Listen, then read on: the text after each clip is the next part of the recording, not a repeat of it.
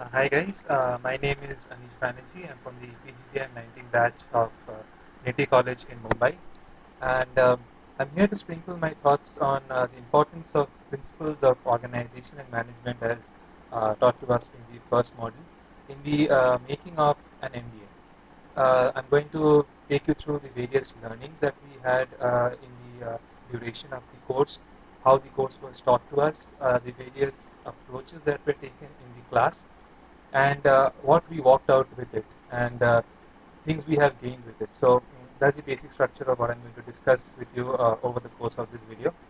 So when many of us came here to NITI, a sizable percentage came out with a work ex, and we are pretty much excited about coming back to college and about the first class that we were going to attend.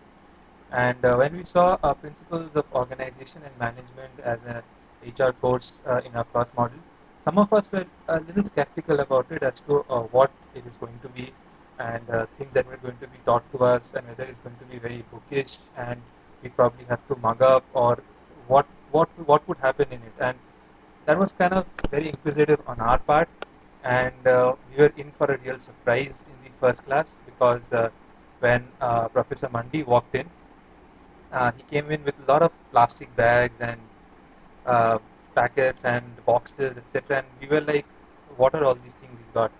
And that was the first time when we got the flavor of learning by doing in an MBA class. We started off with on a very positive note when we saw the video of Pink Floyd's Another Brick in the Wall, and we were actually encouraged to clap along, and people who knew the lyrics were actually encouraged to sing along as well. And it was very interesting because a song like Brick in the Wall, which says we don't need no education, is what we start off with in our first class. And the professor then explained to us it's not about we don't not needing education, it's about we not needing education in the way that is taught to us, and we need it in a way that will help us, that would motivate us, and that would mold us to becoming the perfect MBA graduates. We were introduced to various slogans, and this is something that is again going to be very unique as part of this course, because others would come in with textbooks and they would say open chapter number 2 and so on and so forth, or they would have slides with them. But here we started off with slogans, and that kind of molded us into thinking as to how we should go about becoming an MBA graduate. The first slogan, and it's pretty catchy, was "Socho becho, becho seeko, seeko socho." And what it tried to explain to us was that think about what you're going to sell, and your managers here is supposed to sell your ideas, sell your products to them, and in the process of selling, learn the mistakes that you've made, learn where the opportunities are, learn what your threats, your strengths, your weaknesses are, and then after the process of learning, again think about what you can do better and implement them in your process. So that entire circle of socho, becho, sikho, when we went around, something that was pretty captivating, and it was a great learning process as well. And then another very important thing was aaj ka roti aaj hi kamayenge, and it was about that we take up almost about on an average 800 to 1000 rupees per day when we live here in the college, and over the next 2 years we're going to probably use up that much per day into a number of days. And also considering the fact that many of us have come from WorkX, and we are not going to be earning that amount which we would have, a huge opportunity cost was involved in molding us into an MBA graduate. And the professor tried to encourage us that the amount of money that we're spending today, why don't we earn it today? Why don't we think about processes, think about entrepreneurial ways to bring to earn that money back into our pockets from where it's going. So pretty deep and insights that were given to us, and probably things that would go a long way into making us into very efficient management graduates. Then came one of my favorite parts of the course, and that was the thing about excellence and goal settings. Now, what we talked about was excellence is efficiency multiplied by effectiveness. How good you can do the things, and how good you can choose the right thing to do, and then how you mold them together and become excellent managers, and you can shape up excellent organizations. And We talked about goal settings, and that was when the first activity that we did came up.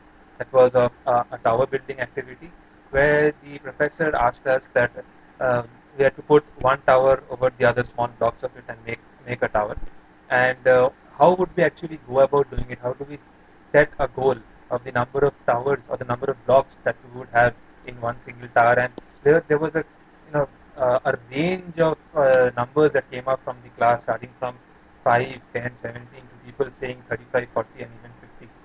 And then he introduced a certain roadblock. He said that we would have one person blindfolded, and he would be the person doing it, and the others in the class would actually have to go ahead and tell the number of blocks that would be there. And so that is when many of us, cut short our numbers, thinking that this person would be blindfolded and thinking that this person would not be able to put one over the other into many.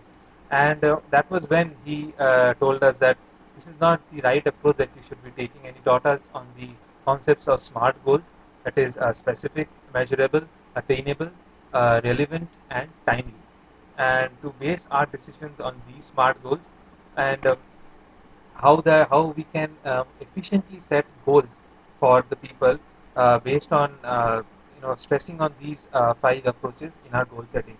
And then he even taught us the basic importance of goal setting in an organization, how it shapes up employees, how it shapes up the organization, how it gets one person doing things and doing it right as well.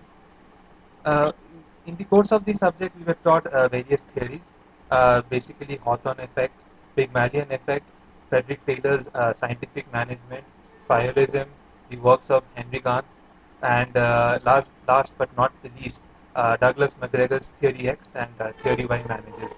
Now, I'd like to lay stress on Theory X and Theory Y managers, which is again a very important part of the course that was taught to us. Theory X managers are basically those who always believe that their employees are lazy, no matter how good the employee is working and no matter how much that employee is putting into his work. And Theory Y, on the other hand, is a person who is very motivating. Is believes that he should not be authoritative in any way.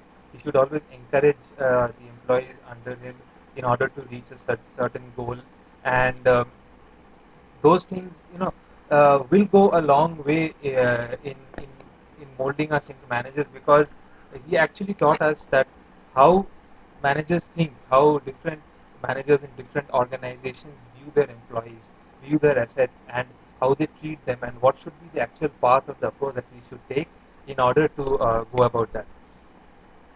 Next came about some very other major roles that a manager should take up on, and the four major things were POLC, namely planning, organizing, leadership, and controlling. And we talked about how work planning, authority planning, planning control, etc. goes about.